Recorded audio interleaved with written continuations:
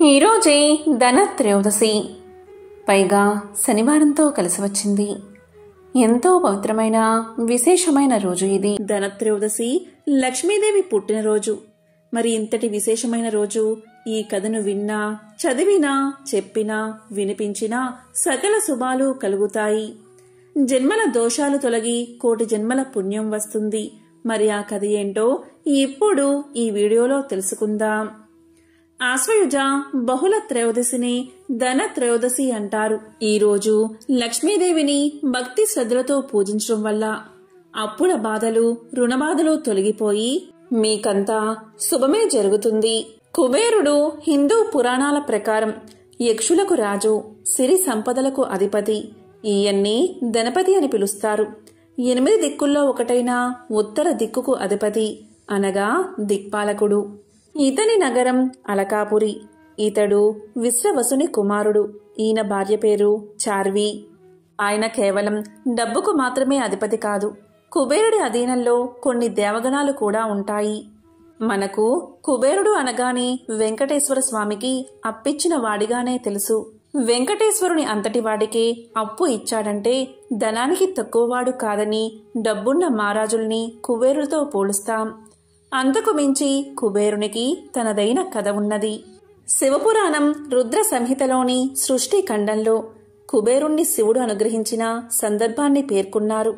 కుబేరుడి అసలు పేరు వైశ్రవణుడు. విశ్రవసుకి జన్మించాడు కాబట్టే ఇతన్ని వైశ్రవణుడు అని పిలుస్తారు.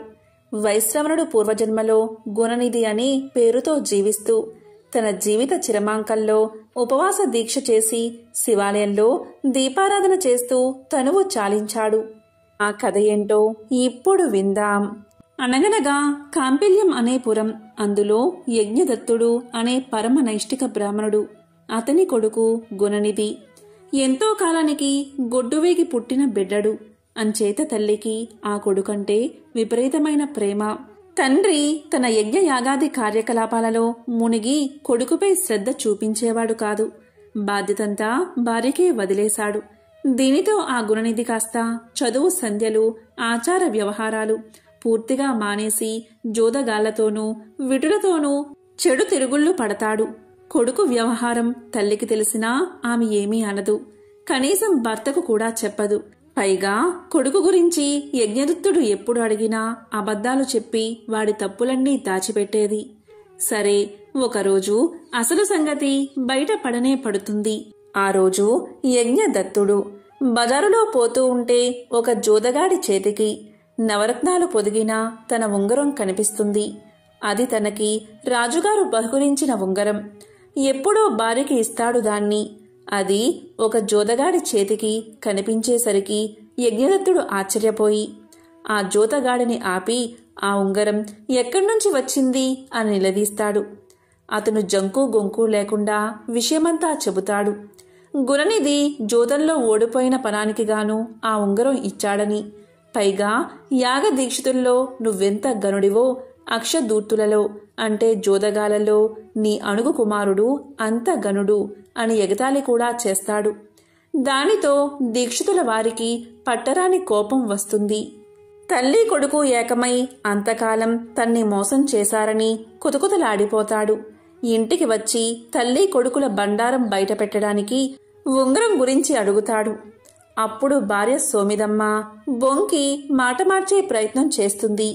దానితో కోపగించిన యజ్ఞదత్తుడు తల్లి కొడుకులను ఇంటి నుంచి గెంటి వేరే వివాహం చేసుకుంటాడు. పాపం సోమిదమ్మ గతి ఏమైందో తెలియదు కాని మన గుణనిధి మాత్రం చదువు రాక, ఏ పని తెలియక, తిండి తిప్పలు లేక ఊళ్ళు పట్టిపోతాడు. ఒక శివరాత్రి రోజు ఉదయం నుంచి తిండి లేక రాత్రి శివాలయానికి చేరుకుంటాడు. దేవుడి ముందు పెట్టిన ప్రసాదాన్ని చూసి ఆశపడతాడు. అక్కడి భక్తులతో పాటు తాను భజన చేసి జాగారం ఉండి తెల్లవారుతుంది అనగా అందరూ నిద్రలోకి జారుతున్న సమయంలో ప్రసాదాలను దొంగలించడానికి గర్భగుడిలోకి ప్రవేశిస్తాడు గుణనిధి. అక్కడ చీకటిగా ఉండడంతో తన ఉత్తరీయాన్ని చింపి దీపాన్ని వెలిగిస్తాడు.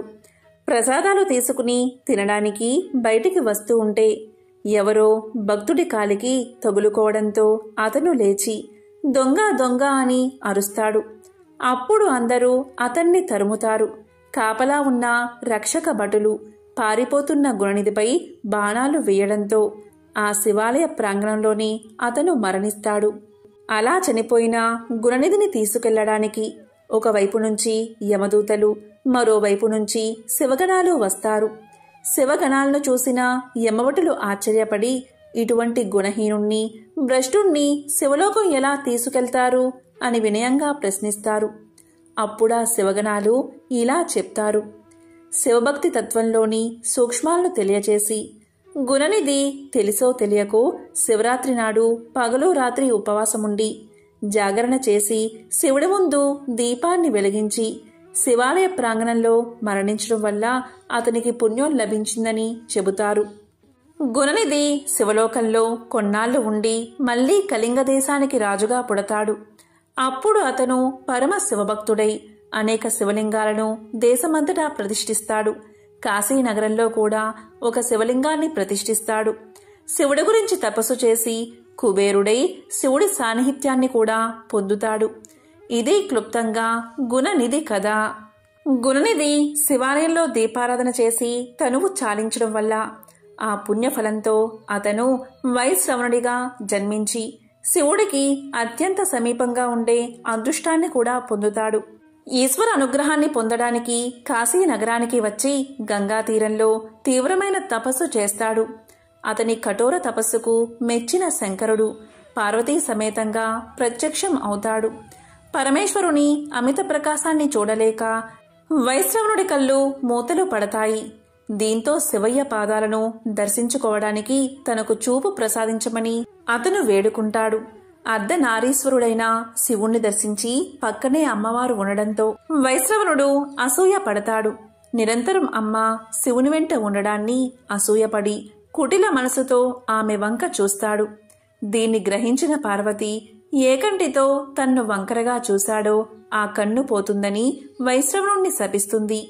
దీంతో శివపార్వతులను వేడుకోవడంతో తన శాపానికి తిరుగులేదని కన్ను తెల్లగా కమిలిపోయినట్లు కనిపిస్తూ కురూపిగా ఉన్న అతడిని కుబేరుడి పేరుతో పిలుస్తారని ఆమె తెలుపుతుంది. అసూయ అనేది ఎలాంటి వారికైనా ప్రమాదకారి అనే సందేశాన్ని ఇవ్వడానికి తాను అలా చేశానని జగదంబ చెబుతుంది. ఆ తరువాత పార్వతీ పరమేశ్వరులు కుబేరుణ్ణి ఆశీర్వదించి నవనిధులకు అధిపతిగా చేస్తారు. అంతేకాకుండా గుహ్యకులు, యక్షులు, కిన్నెరులు, కింపురుషులకు కుబేరుడే అధినాయకుడు. ఈ విధంగా శివుడు కుబేరునికి ధనాధ్యక్షుడిగా వరమిచ్చి అంతర్ధానమయ్యాడు. ఆ తర్వాత తాను ఎక్కడ ఉండాలో తెలియక కుబేరుడు బ్రహ్మ గురించి ఘోర తపస్సు చేశాడు. బ్రహ్మ ప్రత్యక్షమై కుబేరుడికి శంఖనిధి, పద్మనిధి, పుష్పక విమానాన్ని ప్రసాదించి త్రికూట పర్వతంపై సముద్ర మధ్య భాగంలో ఉన్న లంకా పట్టణంలో ఉండమని, పూర్వం ఆ నగరంలో రాక్షసులు ఉండేవారని, విష్ణు భయంతో వారంతా పాతాళానికి పారిపోయారని కనుక అక్కడ ఉండమని చెప్పి అదృశ్యమయ్యాడు బ్రహ్మ. అటువంటి రాక్షసుల నగరానికి అంటే లంకకు రాజైన కుబేరుడు రాక్షసాధిపతి అయ్యాడు. పాతాళ రాజైన సుమాలి కూతురు కైకసి విశ్వబ్రహ్మకు రెండవ భార్య. రావణ, కుంభకర్ణ, విభీషణులకు జన్మనిచ్చింది. ఆ విధంగా ఆ ముగ్గురు కుబేరుడికి సోదరుడు అయ్యారు. కుబేరుడి భోగ భాగ్యాలు చూసిన రావణుడు శరీర బలంలో తనకన్నా తక్కువ వాడైన కుబేరుడిపై దండెత్తి అతన్ని తరిమేసి లంకను, పుష్పక విమానాన్ని స్వాధీనం చేసుకున్నాడు. దీంతో కుబేరుడు కాశీ నగరాన్ని చేరుకుని పరమేశ్వరానుగ్రహం కోసం తపస్సు చేయడం మొదలుపెట్టాడు. దీంతో సదాశివుడు ప్రత్యక్షమై లంకా నగరాన్ని మించిన దివ్య భవనాలు, అపురూపమైన చైత్రరథం అనే ఉద్యానవనంలో నవనిధులు, మణిమాణిక్యాలతో నిండి సకల ఐశ్వర్యాలతో కూడిన అలకాపురం అనే పట్టణాన్ని నిర్మించి కుబేరుడికి ఇచ్చాడు. ఇక ఇక్కడే ఉండి యక్ష, గంధర్వ, మయులకు, గుహ్యులకు రాజువై ఉండమని వరాన్ని ప్రసాదించాడు.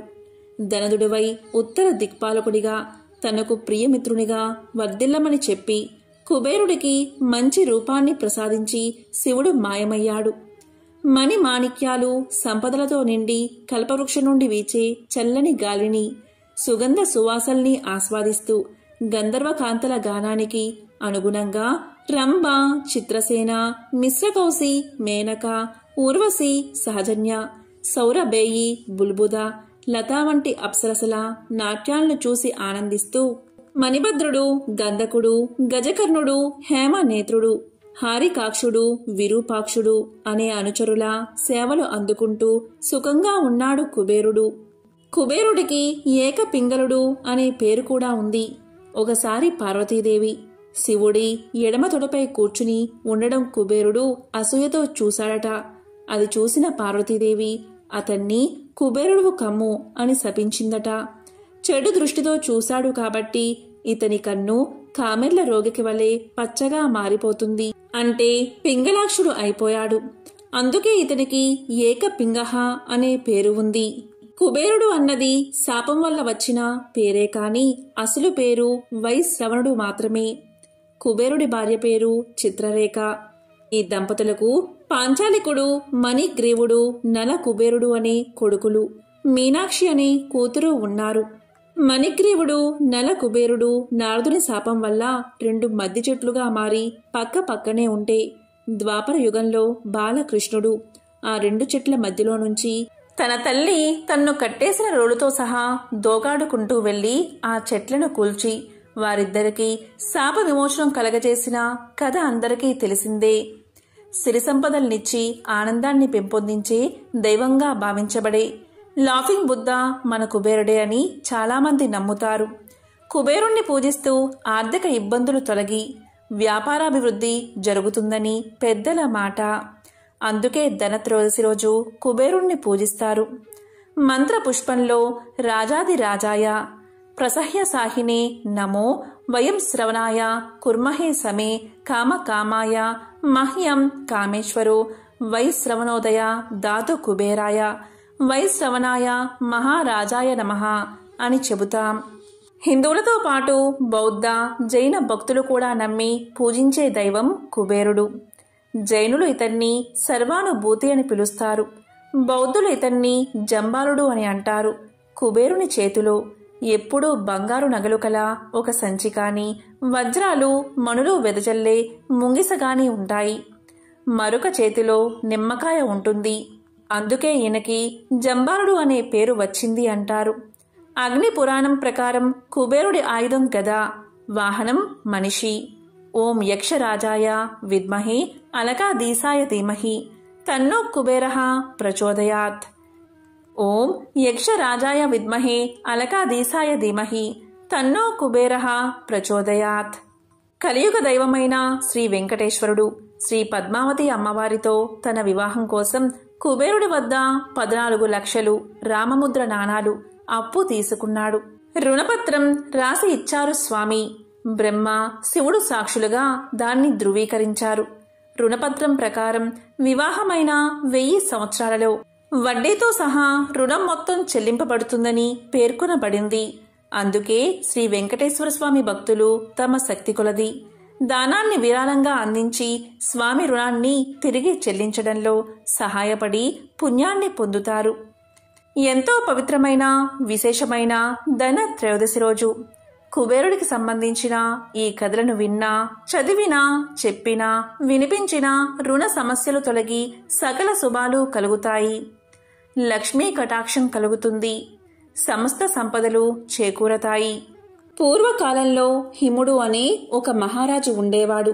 అతనికి సంతానం లేదు. అతని రాజ్యంలో ఎంత ధనధాన్యాలు ఉన్నా కూడా పుత్ర సంతానం లేదనే బాధ రాజుగారిలో ఉంది. ఆ మహారాజు ఎన్ని రాజభోగాలు అనుభవిస్తున్నా కూడా ఆనందంగా ఉండలేకపోతున్నాడు. అప్పుడు ఆ మహారాజు ఎలాగైనా తనకు సంతానం కావాలని రాజ్యాన్ని వదిలిపెట్టి అడవులకు పోయి ఘోర తపస్సు చేయడం మొదలుపెట్టాడు. తపస్సు చేసి చేసి వర ప్రభావంతో ఒక పుత్రుణ్ణి పొందాడు. పుత్రుడు కలగడంతో రాజు ఆనందానికి అవధుల్లేవు.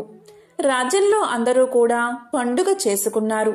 మహారాజు పుత్రోత్సవాలు జరిపించాడు. రాజకుమారుడు పుట్టిన ఆ రోజు దీపకాంతులతో ఆ రాజ్యమంతా కలకలలాడిపోయింది. ఇక హిముడు తన రాజపురోహితులను పిలిచి పుత్రుడి యొక్క జాతకం చూడమని కోరాడు. ఆస్థాన జ్యోతిష్కులు పుత్రుడి జాతకాన్ని చూశారు. ఆ జాతకంలో వారికి ఒక భయంకరమైన నిజం తెలిసింది. ఆ విషయం మహారాజుకి ఎలా చెప్పాలో వారికి అర్థం కాక ఒకరి ముఖాలు ఒకరు చూసుకుంటూ వారిలో వారు చర్చించుకుంటూ ఉండిపోయారు. ఎందుకంటే పిల్లవాడి జాతకం ప్రకారం అతను తన 16వ ఏట మరణిస్తాడు. నిజాన్ని దాచిపెట్టి అబద్ధం మాత్రం చెప్పకూడదు. రాజుకు ఎంత కఠినమైనదైనా నిజమే చెప్పాలి. అబద్ధం చెప్తే తమ వృత్తికి ద్రోహం చేసినట్లు అవుతుంది అనుకుని పురోహితులంతా వారిలో వారు చర్చించుకుని చివరకు కఠినమైనా సరే ఆ విషయాన్ని రాజుకు చెప్పాలని నిర్ణయించుకున్నారు. ఇక రాజ పండితులంతా రాజుతో ఇలా చెప్పారు. ఓ రాజా, మేము పిల్లవాడి జాతకం చూశాం.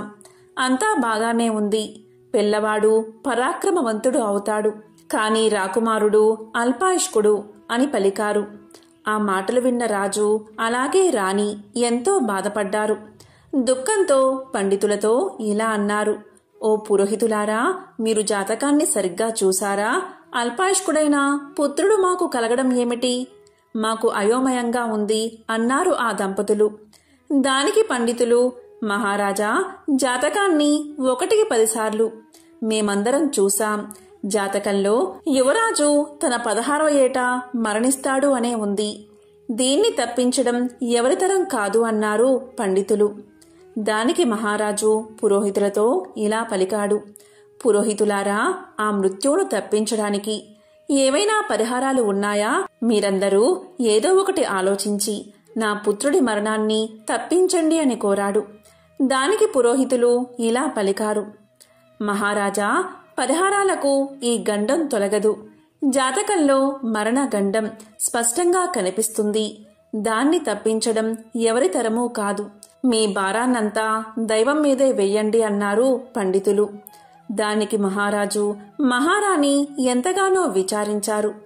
ఆ గండాన్ని ఎలాగైనా తప్పించాలి అనుకున్నారు. అలా పిల్లవాడు పెరిగి పెద్దవాడు అవుతున్నాడు. పిల్లవాడికి 15 ఏళ్ల వయసు వచ్చింది. పిల్లవాడు పెరుగుతున్న కొద్దీ తల్లిదండ్రులకు బాధ అధికమవుతుంది. ఇలా ఉండగా పక్క రాజ్యంలో నిరంతర దైవాన్ని పూజించే ఒక రాకుమార్తె ఉందని, ఆమె దైవానుగ్రహాన్ని పొందిందని, ఆమెను యువరాజుకిచ్చి వివాహం చేస్తే ఆమె భక్తి ప్రపత్తుల వల్ల గండాన్ని తప్పించే అవకాశం ఉందని సలహా ఇచ్చారు. ఇక అంతటా మహారాజు పక్కదేశపు రాజును సంప్రదించాడు. హిముడికి ఆ చుట్టుపక్కల ప్రాంతాల్లో ఎంతో పేరు ఉండడంతో ఆ సంబంధాన్ని ఖాయం చేసుకున్నారు. ఒక శుభముహూర్తాన ఇద్దరికీ వివాహం చేశారు. ఇక అత్తగారింటికి వచ్చిన కోడలు అత్తామామలను ఎంతో బాగా చూసుకునేది. ఉదయం బ్రాహ్మీ ముహూర్తంలోనే నిద్రలేచి దైవాన్ని పూజించేది. నిత్యమూ కూడా దీపారాధన చేసేది. ఇలా ఉండగా ఒకరోజు అత్తమామలు కుమారుడి జాతకం గురించి కోడలికి తెలియచేశారు. దానికి కోడలు ఎంతో బాధపడింది. ఎలా అయినా తన భర్తను కాపాడుకోవాలి అని తలచింది. ఇలా రోజులు గడుస్తున్నాయి. ఇలా ఉండగా ఒకరోజు మరణ గడియలు రానే వచ్చాయి. ఖచ్చితంగా ధనత్రయోదశి రోజే పిల్లవాడికి 16వ సంవత్సరం వచ్చింది. ఇక ఆ రోజు రాజభవనమంతా దుఃఖ సాగరంలో నిండిపోయింది. మరణగడియలు కూడా ఆసన్నమవుతున్నాయి. ఇంతలో కోడలికి ఒక ఆలోచన వచ్చింది. ఈరోజు ధనత్రయోదశి కదా, ఈరోజు యమధర్మరాజు వచ్చే సమయానికి ఇంటి ముందు దీపాలు వెలిగించి నా బంగారాన్నంతా ఆ దీపాల వద్ద పెడితే బంగారపు మెరుపులకు మరణగడియలు తప్పిపోతాయి అనుకుంది. సమయం వచ్చింది. ఇక యముడు ఎంతో భయంకరంగా యమపాశాన్ని తీసుకుని వస్తున్నాడు. కోడలు పతివ్రత కావడం వల్ల, దైవానుగ్రహం వల్ల ఆమె యముణ్ణి చూడగలిగింది. యముడు ఎర్రటి కళ్ళతో, భయంకరమైన దండ పాసాలతో, పెద్ద పెద్ద చేతులతో, ఒళ్ళు గగుర్పాటు పుట్టేలా దున్నపోతు ఎక్కి వస్తున్నాడు. అంతటా యముడు వస్తున్నాడని గ్రహించిన కోడలు ద్వారానికి ఇరువైపులా 2 దీపాలు వెలిగించింది. తన 7 వారాల నగలను అక్కడ ఉంచింది. యముడు ప్రాణాలు తీయడానికి గడియలు సమీపించగానే ఇంటి ద్వారం ముందుకు వచ్చి నిలబడ్డాడు. అలా రాగానే ఆ దీపపు కాంతులకు బంగారపు దగదగలకు కొంచెంసేపు మైమరిచిపోయాడు యముడు. ఇంత దివ్యమైన కాంతులు ఎలా వచ్చాయా అని ఆలోచిస్తూ ఆ దీపాల వెలుగును తదేకంగా చూస్తూ ఉండిపోయాడు. ఇంతలో మృత్యుగడియలు దాటిపోయాయి. ఎప్పుడైనా సరే మృత్యుగడియలు అయిపోతే మరణం సంభవించదు. అలా యువరాజు యొక్క మరణ గడియలు తప్పిపోయాయి. మృత్యుగండం తొలగిపోయింది. ఈమె ఎవరో మహాపతివ్రత అయి ఉంటుంది అనుకుని చేసేది లేక యువరాజు యొక్క ప్రాణాలు తీయకుండా వెనక్కి వెళ్లిపోయాడు యముడు. ఇక కోడలు, మహారాజు, మహారాణి ఎంతో సంతోషించారు. ఆ రోజు నుంచి కోడలు ధనత్రయోదశి రోజు యమదీపాలు పెట్టడం ప్రారంభించింది. ఆ విధంగా వారు సుఖ సంతోషాలతో ఆనందంగా జీవించారు. అందుకే ధనత్రయోదశి రోజు యమదీపాన్ని వెలిగిస్తారు. ఇలా ఆ రోజు సూర్యుడు అస్తమించిన తర్వాత యమదీపాన్ని వెలిగిస్తే అపమృత్యు దోషాలు తొలగిపోతాయి. ఎంతో విశేషమైన ఈ ధనత్రయోదశి రోజు లక్ష్మీదేవి పటం ముందు బంగారం పెట్టి దీపారాధన చేసి పూజించాలి. ధనత్రయోదశి రోజు బంగారాన్ని తప్పనిసరిగా కొనాలి అనే నియమం ఏదీ లేదు. మీ దగ్గర ఉన్న బంగారాన్ని లక్ష్మీదేవి పటం ముందు పెట్టి పూజిస్తే చాలు. ఈ రోజు తప్పనిసరిగా యమదీపాన్ని వెలిగిస్తే యముడు సంతోషించి అపమృత్యు దోషాలను తొలగిస్తాడు. యమదీపం పెట్టడం వల్ల మన పితృదేవతలు స్వర్గానికి వెళ్లడానికి దారిని చూపిస్తాయి. దాంతో మన పితృదేవతలు సంతోషించి మనల్ని దీవించి వెళ్తారు. పితృదేవతల ఆశీర్వాదం ఉంటే వంశాభివృద్ధి కలుగుతుంది. ఎంతో పవిత్రమైన విశేషమైన ఈ కథను ధనత్రయోదశి రోజు చెప్పినా, విన్నా, వినిపించినా జన్మల పాపాలు తొలగి కోటి జన్మల పుణ్యం వస్తుంది. సకల శుభాలు కలుగుతాయి. ధనత్రయోదశిని లక్ష్మీదేవి జన్మదినంగా భావిస్తారు. సర్వలోక రక్షిణి, సర్వజ్ఞాన ప్రదాయిని, శక్తి స్వరూపిణి అయిన ఆ జగజ్జనని భక్తితో ఆరాధిస్తే ఆమె అనుగ్రహిస్తుంది. సిరి సంపదలు, సౌభాగ్యాన్ని అనుగ్రహించే ఆ లక్ష్మీదేవిని సేవిస్తే కోరిన వారికి కొంగు బంగారమవుతుంది. లక్ష్మీదేవి పుట్టుక గురించి తెలుసుకోవాలి అంటే ఈ కథ తప్పనిసరిగా వినాలి. ఒకరోజు ఇంద్రుడు ఐరావతంపై స్వర్గానికి వెళ్తూ ఉండగా ఎదురుగా దూర్వాస మహర్షి తారసపడతాడు. అల్లంత దూరాన ఇంద్రుణ్ణి చూసిన దుర్వాసుడు అమరావతి అధిపతికి గౌరవ సూచకంగా తన మెడలోని దండను ఇస్తాడు. గర్వంతో కళ్ళు మూసుకుపోయిన ఇంద్రుడు దండ ఇచ్చిందెవరు అన్న విషయాన్ని పట్టించుకోకుండా, కనీసం కృతజ్ఞతలు చెప్పకుండా ఆ దండను తన ఏనుగు తొండానికి తగిలిస్తాడు. తొండాన్ని అటూ ఇటూ ఆడిస్తున్న ఏనుగు దండను కిందకు విసిరేసి కాళ్లతో తొక్కుతుంది. అసలే కోపిష్టి అయిన దూర్వాసుడు ఆ దృశ్యాన్ని చూసి మరింత కోపంతో, ఓ ఇంద్ర, మితిమించిన అహంకారం, గర్వాతిశయాలతో ప్రవర్తించిన నిన్ను ఈ భోగ భాగ్యాలన్నీ విడిపోతాయి అని శపించాడు. అప్పుడు ఇంద్రుని కళ్ళకు కప్పుకున్న తెరలు తొలగిపోతాయి. దూర్వాసముని క్షమించమంటూ వేడుకుంటాడు. అది విన్న దూర్వాసుడు శాపాన్ని అనుభవించక తప్పదని, అయితే విష్ణుమూర్తి కృపతో పూర్వ వైభవాన్ని పొందడం జరుగుతుందని తెలియచేస్తాడు. తరువాత ఇంద్రునిపై దూర్వాసుని శాపం పనిచేయడం ప్రారంభిస్తుంది. బలి నాయకత్వంలో రాక్షసులు అమరావతిపై దండెత్తుతారు.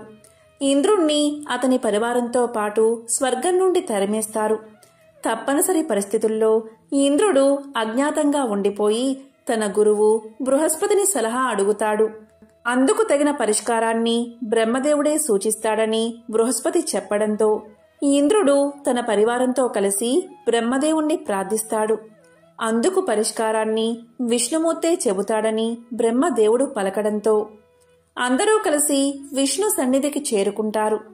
ఇంద్రాది దేవతల ద్వారా జరిగిన సంగతిని విన్న విష్ణుమూర్తి రాక్షసుల సాయంతో పాల సముద్రాన్ని చిలికి అందులో నుంచి వెలువడిన అమృతాన్ని అందుకుంటే తిరిగి అధికారం దక్కుతుందని చెబుతాడు. దేవతలు, రాక్షసులు మందర పర్వతం వాసుకీల సహాయంతో పాల సముద్రాన్ని చిలకడం మొదలు పెడతారు.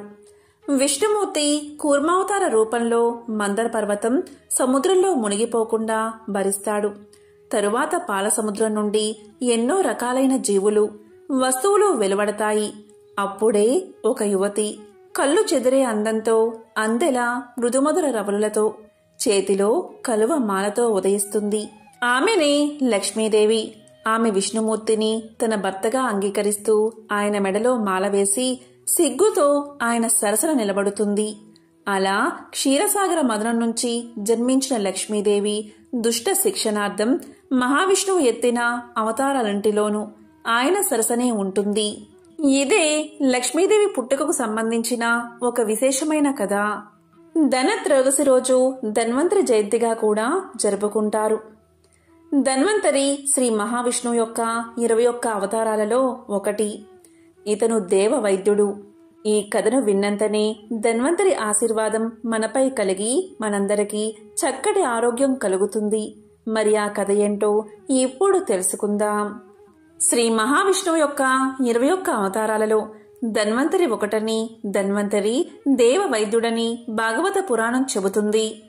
బ్రహ్మాండ పురాణం, బ్రహ్మ వైవత్తర పురాణం, హరివంశంలోనూ ధన్వంతరికి సంబంధించిన అనేక కథలు ఉన్నాయి.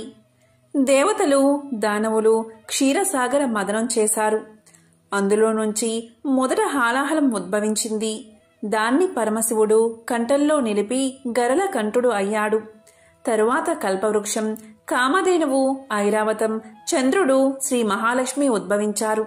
ఆ తరువాత అమృత కలశం, ఔషధులు, ఆయుర్వేద గ్రంథం ధరించి ధన్వంతరి ఆవిర్భవించాడు. దృఢమైన శరీరంతో, పెద్ద బాహువులతో, ఎర్రని కళ్ళతో, నల్లని దేహఛాయ కలిగి యుక్త వయస్కుడై పీతాంబరాలు, ముత్యాల హారాలు ధరించి నల్లగా నిగనిగలాడుతున్న కురులతో, విశాలమైన వక్షస్థలంతో, సింహం వలె శక్తిని కలిగి అమృత భాండంతో అవతరించాడు అని ధన్వంతరి ఉద్భవాన్ని భాగవతం చెబుతుంది. ధన్వంతరిని శ్రీ మహావిష్ణువు అబ్జుడుగా పేరు పొందమని చెప్పాడు. తనకు యజ్ఞ భాగాన్ని ప్రసాదించమని ధన్వంతరి కోరాడు. అప్పటికే యజ్ఞ భాగాలకు ఏర్పాటు జరిగిపోయిందని, కొత్తగా అతడికి అందులో భాగం కల్పించడం తగదని, ద్వాపర యుగంలో ఆ గౌరవం కలుగుతుందని ధన్వంతరికి విష్ణువు చెప్పాడు. ధన్వంతరి సాక్షాత్తు సూర్య భగవానుడి శిష్యుడని, అతడి నుంచి ఆయుర్వేద విద్యను గ్రహించాడని బ్రహ్మ వైవత్తరం పేర్కొంది. సుహృతుడు కాశీరాజుగా ఉండేవాడు. అతడి వంశంలోని దీర్ఘ తపుడు. సంతానం కోసం అబ్జదేవుడి గురించి తపస్సు చేశాడు. అబ్జదేవుడు ధన్వంతరిగా జన్మించి భరద్వాజుడికి శిష్యుడై ఆయుర్వేదం నేర్చుకుని ప్రచారం చేశాడని హరివంశ కథనం. అనంతర కాలంలో ఈ ధన్వంతరే కాశీరాజై దివోదాసుడిగా ప్రసిద్ధికెక్కాడని బ్రహ్మాండ పురాణం చెబుతుంది. అగ్నిదేవుడికి అజీర్ణం కలిగితే ధన్వంతరి వైద్యం చేసినట్లు పురాణ కథనం.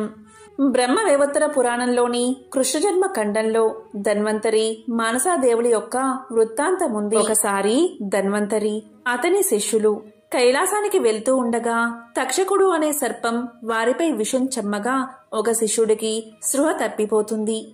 ధన్వంతరి వనస్పతి ఔషధంతో అతన్ని తేరుకునేటట్లు చేశాడు. మరో శిష్యుడు తక్షకుడి తలపై ఉన్న మణిలాగి నేలకేసి కొట్టాడు. అది తెలిసిన సర్పరాజు వాసుకి, ద్రోణ, పుండరీక, ధనంజయులు అనే సర్ప ప్రముఖుల నాయకత్వంలో వేలాది సర్పాలని ధన్వంతరి బృందంపైకి పంపించాడు. ఆ సర్పాలు వెలువరించిన విషానికి తన శిష్యులు మూర్ఛపోయినా తన ఔషధంతో వారికి ధన్వంతరి స్వస్థత చేకూర్చాడు. శివుడి భక్తురాలైన మానసాదేవి అనే స్త్రీ సర్పాన్ని వాసుకి వారిపైకి పంపించాడు. ఆమె కూడా ధన్వంతరి శిష్యుల్ని ఏమీ చేయలేకపోయింది. ఆగ్రహించిన మానసాదేవి త్రిశూలాన్ని ధన్వంతరిపై ప్రయోగించబోగా శివుడు, బ్రహ్మ ప్రత్యక్షమై ఆమెను శాంతింపచేశారు. అథర్వణ వేదంలో భాగమైన ఆయుర్వేదాన్ని ధన్వంతరి ప్రచారం చేసి సకల జనులకు ఆరోగ్యం ప్రసాదించాడని విశ్వాసం. ఆయుర్వేదం సనాతన భారతీయ వైద్యం. ఇందులో కాయ, బాల, గ్రహ చికిత్సల గురించి, శలాక్య, శల్య, విష, రసాయన, వాజీకరణ మంత్రాల గురించి వివరణ ఉంది. విశ్వ వైద్య విజ్ఞానమంతా ఈ విభాగాల్లోనే ఉందని, అందుకే ఆయుర్వేదం అష్టాంగ సంగ్రహమని విజ్ఞులు భావిస్తారు. తమిళనాడులోని శ్రీరంగం రంగనాథుడి ఆలయంలో ధన్వంతరి మందిరముంది. కేరళలో కాలికట్ సమీపంలో ధన్వంతరి క్షేత్రం ఉంది. ధన్వంతరి ఆయుర్వేద శాస్త్రాన్ని 8 భాగాలుగా విభజించాట. కాయ చికిత్స, కౌమార నృత్య లేదా బాల చికిత్స, భూత వైద్యం లేదా గ్రహ చికిత్స, సలాఖ్య తంత్ర, శల్యతంత్ర, విషతంత్ర, రసాయన తంత్ర, వశీకరణ తంత్ర. శరీరానికి అంతుచిక్కని వ్యాధి పీడిస్తున్నప్పుడు, దీర్ఘకాలిక రోగాలు పట్టి వేడనప్పుడు ధన్వంతరిని పూజిస్తే ఉపశమనం లభిస్తుంది అంటారు పెద్దలు. ఒకవేళ ధన్వంతరి చిత్రపటం ఏదీ లేకపోతే సాక్షాత్తు ఆ విష్ణుమూర్తి ప్రతిమని ధన్వంతరిగా భావించవచ్చు. ధన్వంతరికి ప్రత్యేకించి మంత్రాలు చాలానే వినిపిస్తాయి. ఎంతో విశేషమైన ఈ మంత్రాన్ని జపిస్తే అనారోగ్య సమస్యలు తొలగిపోతాయి. ఆ మంత్రం ఏంటి అంటే, ఓం నమో భగవతే వాసుదేవాయ ధన్వంతరయే అమృత కలశ హస్తాయ సర్వామయ వినాశనాయ త్రైలోక్యనాదాయ శ్రీ మహావిష్ణవే నమః. ఓం నమో భగవతే వాసుదేవాయ ధన్వంతరయే అమృత కలశ హస్తాయ సర్వామయ వినాశనాయ త్రైలోక్యనాదాయ శ్రీ మహావిష్ణవే నమః. అమృత కలశాన్ని చేత ధరించి సర్వరోగాలను పారదోలే ఆ విష్ణు స్వరూపుడైన ధన్వంతరికి వందనమని ఈ శ్లోకం అర్థం. పూర్వం బోధ చేస్తూ ఒక ముని దంపతులు ఉండేవారు. ఆ ముని చాలా ప్రతిభావంతుడు, సకల శాస్త్రాలు విద్యలో తెలిసినవాడు. ఆ ముని భార్య సాక్షాత్తు అన్నపూర్ణ. ఆమె శిష్యులను తన కన్న బిడ్డల్లాగా చూసుకునేది. ఆకలితో ఎవరు వచ్చినా లేదనకుండా వారి ఆకలి తీర్చేది. అలా ఒకనాడు ఆ ముని దంపతుల వద్దకు వసంతుడు అనే అనాథ వచ్చి శిష్యుడిగా చేరాడు.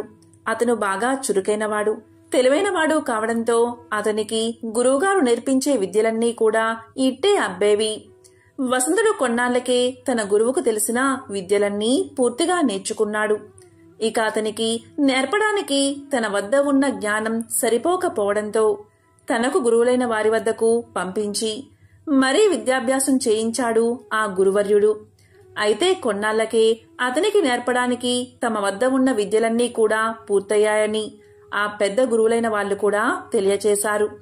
ఇదిలా ఉండగా నిండు చూలాలైన గురుపత్ని ప్రసవించే సమయం రావడంతో వసంతుడు ఆశ్రమంలో అన్ని పనులు తానే చూసుకుంటూ తల్లితో సమానురాలైన గురుపత్నిని కాలు కింద పెట్టకుండా చూసుకుంటున్నాడు. ఆమెకు పురిటి నొప్పులు ప్రారంభం అయ్యాయి. ఆశ్రమం లోపల ప్రసవం జరుగుతూ ఉండగా వసంతుడు గుమ్మం బయటకు వచ్చి కూర్చున్నాడు. కాసేపట్లో లోపల నుంచి చంటి బిడ్డల ఏడుపులు వినబడ్డాయి. గురుపత్ని కవల పిల్లలకు జన్మను ఇచ్చింది. ఒక మగపిల్లవాడు, ఒక ఆడపిల్ల. ఇంతలో దివి నుండి భువికి దిగివచ్చిన ఒక దివ్య పురుషుడు వడివడిగా ఆశ్రమం లోపలికి వెళ్తూ గుమ్మం ముందు కూర్చున్న వసంతుడికి కనిపించాడు. మామూలు మనుషులకైతే అతను కనిపించి ఉండేవాడు కాదు. కాని వసంతుడు దైవ రహస్యాలు కూడా నేర్చుకున్నాడు కాబట్టి ఆ వచ్చిన అతను ఎవరో ఇట్టే కనిపెట్టేశాడు. వచ్చినవాడు సాక్షాత్తు బ్రహ్మదేవుడు. అతడు బ్రహ్మ అప్పుడే పుట్టిన పిల్లలకు నుదుటి రాత రాయడానికి వచ్చాడు అని అర్థం చేసుకున్న వసంతుడు ఓపిగ్గా బయట కాలు చాచుకుని కూర్చున్నాడు. వసంతుడు బ్రహ్మ బయటకు రాగానే ఆయనకు ప్రణామం చేసి, స్వామి, మా గురువుగారి పిల్లల నుదుట ఏమి రాశారో దయచేసి సెలవు ఇవ్వండి అని వినమ్రపూరితంగా అడిగాడు. బ్రహ్మ తన్ని చూడగలిగిన ఆ పిల్లవాడు సామాన్యుడు కాదు అని తెలుసుకుని వసంతుడు అడిగిన విధానానికి ముచ్చటపడి ఇతరులకు చెప్పకూడని రహస్యాన్ని అతనికి చెప్పడానికి నిర్ణయించుకున్నాడు. అప్పుడు ఇలా అన్నాడు, నాయనా, ఈ అబ్బాయి బీదవాడిగా మారిపోతాడు. ఇతని జీవితకాలమంతా ఇతని వద్ద ఒక్క మూట బియ్యము, ఒక ఆవు, ఒక పూరిపాక తప్ప ఇక ఏమీ ఉండవు. ఇతను రోజంతా కష్టపడినా తన రెక్కల కష్టంగా పెళ్ళాన్ని పిల్లల్ని పోషిస్తాడు అంతే అన్నాడు. ఇక ఈ అమ్మాయి మాత్రం వేశ్య అవుతుంది. పూల కోసం రోజుకో పురుషుడితో సంభోగించి వారకాంత అవుతుంది అని చెప్పి అక్కడి నుంచి వెళ్లిపోయాడు. బ్రహ్మదేవుడు చెప్పిన మాటలు విని వసంతుడు నిశ్చేష్టుడు అయ్యాడు. సాక్షాత్తు దైవ స్వరూపుడైనటువంటి తన గురు దంపతులకు పుట్టిన పిల్లలకు ఇలాంటి రాత రాశాడు. ఏమిటి విధాత అని విచారంగా ఆలోచనలో మునిగిపోయాడు. వెంటనే తన గురువు గారిని బ్రహ్మరాత మార్చగలమా అని అడిగాడు. దానికి ఆయన, అది సాధ్యం కాదు నాయనా, అది ఎవరికీ సాధ్యం కాదు అని సమాధానం చెప్పాడు. పిల్లలు పెద్దవాళ్లు అయ్యే కొద్దీ వాళ్ల రాత నిజమవడం వసంతుడికి కనిపించసాగింది. ఆ ఇద్దరికీ చదువులు వంట పట్టడం లేదు. ఎందరికో విద్యా బుద్ధులు నేర్పిన గురువుగారి పిల్లలు ఇలా అయ్యారు ఏమిటా అనేది వసంతుడికి దేనిమీద ఏకాగ్రత కుదరకుండా చేస్తుంది. దానికి తోడు ఆ పిల్లలిద్దరూ వసంతుడి వెంటపడి అన్నయ్య అన్నయ్య అని తిరుగుతూ ఉంటే అతనికి దుఃఖం మరింత ఎక్కువ కాసాగింది. ఒకరోజు గురువుగారితో చెప్పి ఆయన అనుమతి పొంది దేశం చుట్టి రావడానికి బయలుదేరి వెళ్లాడు వసంతుడు. ఎందరో పండితుల్ని కలిశాడు. వారందరినీ వసంతుడు ప్రశ్నించాడు. బ్రహ్మ రాసిన రాతను మార్చగలమా అని అందరినీ అడిగాడు. కాని అందరూ వసంతుడికి చెప్పిన సమాధానం బ్రహ్మరాత మార్చడం అసాధ్యమని, అది ఎవరితరమూ కాదని. అలా అతను అక్కడా ఇక్కడా తిరుగుతూ తన అన్వేషణ కొనసాగిస్తూ 20 సంవత్సరాలకు పైగా గడిపేశాడు. అప్పటికే గురువుగారి పిల్లలకు 25 ఏళ్లు వచ్చేశాయి. వసంతుడికి వాళ్ళు ఎలా ఉన్నారో చూడాలి అనిపించింది.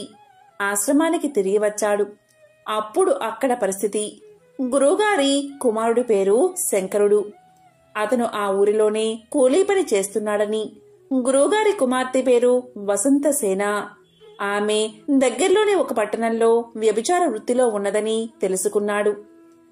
తనకు పుట్టిన పిల్లల దుస్థితి చూసి దిగులుతో మంచం పట్టి గురుపత్నులు మరణించారని కూడా తెలుసుకున్నాడు.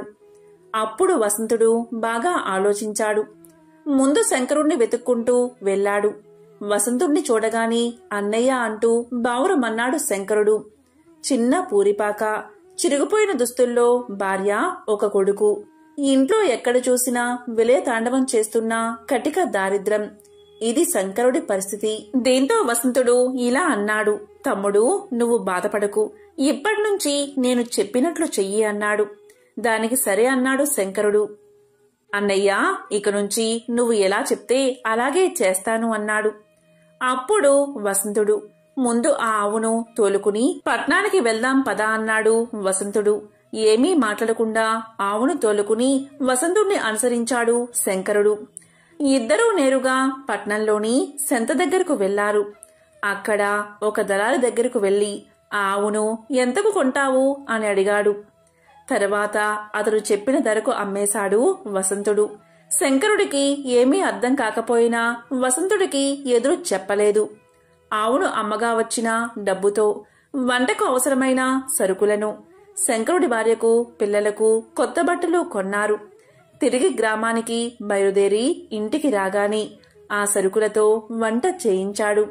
శంకరుడి భార్యా పిల్లలు ఆవురావురమంటూ ఆకలి తీర్చుకున్నారు. తరువాత వసంతుడు శంకరుడితో, తమ్ముడు, అన్నదానం చేద్దాం, ఆకలితో ఎవరు వచ్చినా లేదనకుండా వడ్డించు అన్నాడు. దీంతో శంకరుడు మారు మాట్లాడకుండా అలాగే చేశాడు. కాని శంకరుడు ఆ రోజు రాత్రి వసంతుడితో ఇలా అన్నాడు. అన్నయ్య, ఇంతవరకు ఆ ఆవు ఉంది కదా అన్న ధైర్యం నాకు ఉండేది. ఇప్పుడు ఉన్న ఆ ఒక్క ఆధారం కూడా పోయింది. దాన్ని అమ్మగా వచ్చిన ధనం కూడా అన్నదానానికే ఖర్చయిపోయింది. తెల్లవారితే ఎలా గడపాలో అని భయంగా ఉంది అన్నాడు. దానికి వసంతుడు, తమ్ముడు, నువ్వేమీ ఆలోచించకుండా సుఖంగా నిద్రపో, పొద్దునికి అంతా సర్దుకుంటుంది అని ధైర్యం చెప్పాడు. తీరా పొద్దున్నే లేచి తలుపు తెరిచి బయటికి వచ్చి చూసిన శంకరుడి ఆశ్చర్యానికి అంతే లేకుండా పోయింది. శంకరుడి ఇంటి ముందు ఒక ఆవు నిలబడి ఉంది.